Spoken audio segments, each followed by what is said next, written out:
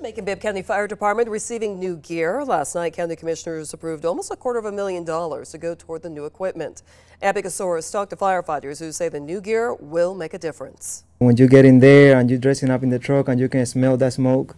Javier Pena has served at the Macon-Bibb Fire Department for a year and a half. Every time he has to put on a uniform and hop into a fire truck, he says it's an adrenaline rush. But there is also a concern for the safety of their equipment. But he says the gear he has on now is new. I got really close to it, and you need to be right there to be burned. With the old gear, it's kind of like you can feel it more. Chief Rico Stevens says the old gear, worn out from years of fighting fires, has become less resistant to fire and water. Have a little mark right there. At last night's Bibb County Commission meeting, they approved almost $250,000 to go towards new turnout gear for the Macon-Bibb Fire Department. Chief Stevens says that this will help keep the firefighters here safer. We are very unselfish people.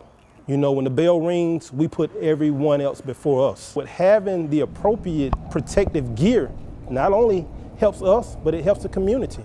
And not only that, it helps our families, knowing that we have the appropriate and proper gear to keep us safe when we're away from them. And Pena says he feels safer having more protection before going to a fire, and so does his wife. I mean, that's the plan, is safety first, you know. Everybody has to go home next day to their families, you know, wife and kids, so. Pena says he's happy for every day he gets to go home to his wife and his son, thanks to his fellow firefighters and his gear. In Macon, Abby Casoris, 13 WMAZ News.